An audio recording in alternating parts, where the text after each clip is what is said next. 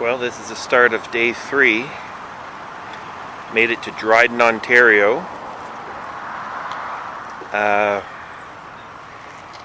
The terrain started getting hillier, more lakes, trees, forests, and so on as soon as I left Manitoba. Very, very nice. Today I'm heading as far as Sault Ste. Marie, Ontario. That's the plan. A very long day yesterday. It's very hot at times. I couldn't take the heat anymore at one point and turned on the air conditioning, and the temperature needle gauge started shooting up, going up more I should say, and then I turned it off, and luckily after a while it did cool off, and today's very nice. Overcast, a bit cooler, just perfect driving weather as far as I'm concerned. This is the hotel I stayed at last night. Arrived at 11:30 p.m. taking into account an extra hour's change. It's called the Town and Country Motel. Pretty standard stuff. It's alright. $75 a night. These so-called budget motels are not that cheap, but it's still pretty good. The only little drawback that I didn't like about this room was the one of the windows had horizontal blinds, which they should have blackout curtains, so it got kind of light in the room a little bit in the morning. But also what I didn't like is on the beds there's these rubber sheets, so you turn around and they squeak, and they not that comfortable. But since I was so tired, I just pretty much slept through it. Didn't bother me, but it felt as if you're in a hospital sleeping on a rubber sheet. Not sure what was up with that. So this is the Trans-Canada Highway. I'm heading eastbound in this direction, and in terms of convenience, nothing quite beats having a McDonald's right next to your hotel in the morning for a breakfast, so I can get on the road and do lots of driving today. We're entering the Eastern Time Zone now. I wasn't sure earlier, or yesterday rather, which time zone I was in as I entered Ontario. As it turns out, I forgot that I was in the Central Time Zone, and that continued into Ontario,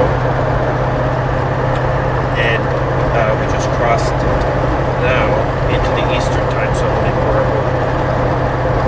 several hundred kilometers into Ontario now. Next stop is Thunder Bay, in about maybe an hour or so. This is an example of the type of hill I was thinking about in terms of going around Lake Superior.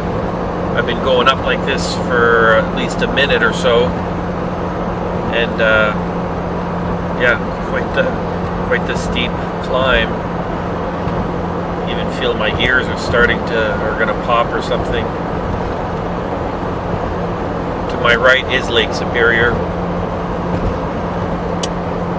Just kicked it into overdrive from drive, so I went to a lower gear. RPMs are back at around 1800.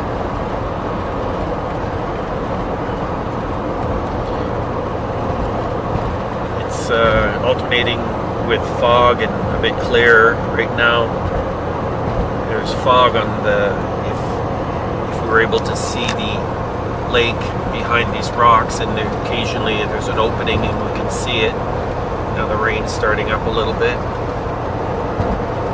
Raining quite a bit earlier, then it became things dried up. The rain's coming back, as can be seen. I don't know what elevation this is, but it just keeps going up. At least this is a bit of a less sharp incline. And now we're starting to go down a little bit.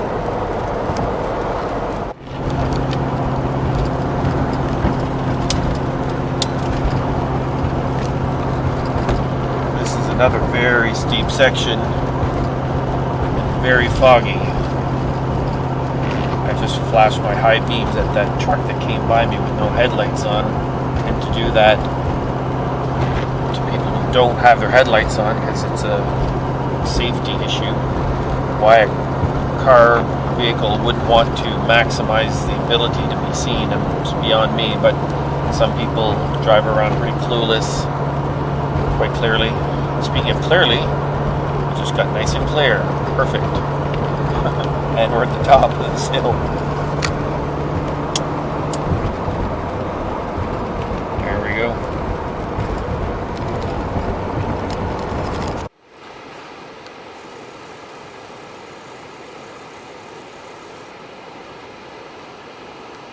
I had a long day of driving today, and I left Dryden, Ontario around 9:45 a.m. and I drove all day long, and I was in Wawa, Ontario around 9 p.m. That's a distance of around almost 800 kilometers actually. And there was still a bit of light left, and I wanted to make it to Sault Ste. Marie, but I didn't think I would since I was fairly tired, and I thought, well, I'll drive for as long as the remaining light is out, and also as soon as I come across a hotel or motel, I'll stop. Like I said, didn't think I'd make it to Sault Ste. Marie. So as I left Wawa, I was driving, and then I came to realize that I was entering a provincial park, Superior Provincial Park, which I didn't know was there. Last time I went through that area was about 7 years ago, so I didn't remember that there was a park there. I just assumed that I'd come across a hotel. So I'm driving along, and it started raining, and then raining harder. And then at a certain point, I even hydroplaned a little bit, just took my foot off the gas and rode through it. Just a few deep grooves in the pavement that collected water. My tires are good, luckily, so that wasn't a problem. But after that, I didn't encounter that. But I did encounter increasingly poor visibility, and at times near zero visibility, because there was a mixture of rain and mist and fog. It just made this soupy mess that was very difficult to get through, and so it would vary in intensity, and at a certain point there was a car a good 30 seconds ahead of me. Sometimes on a long straightaway I could see him, and then eventually I could see he would veer left or veer right, so I knew eventually I'd be doing that same turn. But as the weather got worse, we're going up a steep incline, and this car in front of me, I just caught up to him, and he was almost at a standstill. I think the bad weather freaked him out, and it was making me a bit nervous too. So I passed him, and he ended up following me. And at times the visibility was so poor that I would just be able to follow the outline of the yellow line and just stay on the right side of that. And I don't know how fast I was going, because I kept my eyes glued to the road and not to my instrument cluster. But I would have guessed maybe 25 or 30 kilometers an hour. And so I would alternate between high beams and low beams, because if I put my high beams on, it's like going pointing your lights into the fog. You don't see anything, but I could at least see the reflection on certain signs and reflectors that they put next to barriers and so on. So I would know where to kind of go based on, like I said, alternating high and low beams, and then it would clear up a little bit. And then if I go up in elevation, and it would get thicker, and then usually go down less of that soupy, foggy, rainy mix. And that went on and on and on for overall, I'd say about 100 kilometers.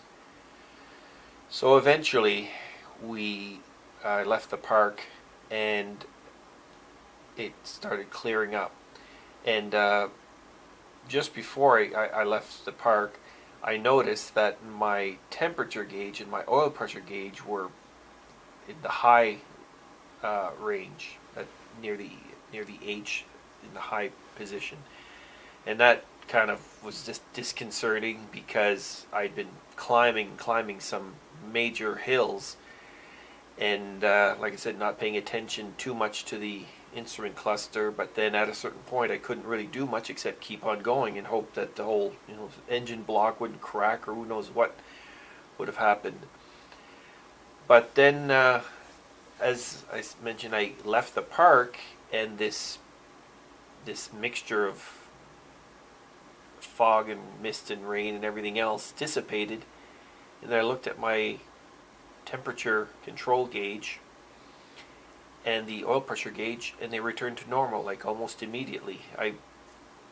It probably happened in the period of 60 seconds between the time I looked at the gauges, but I was so surprised that it went down so quickly, and I can't imagine that foggy mix of rain and so on caused that increase in temperature. Of course, it must have been the climbing the hills, but I'm not sure that the air density would have been enough to cause the engine that many troubles, since it's a fuel-injected motor and so on. But at any rate, that issue resolved itself, which I'm glad, because in addition to all of the difficulties of the driving, I didn't want to get freaked out by seeing these gauges go off the charts.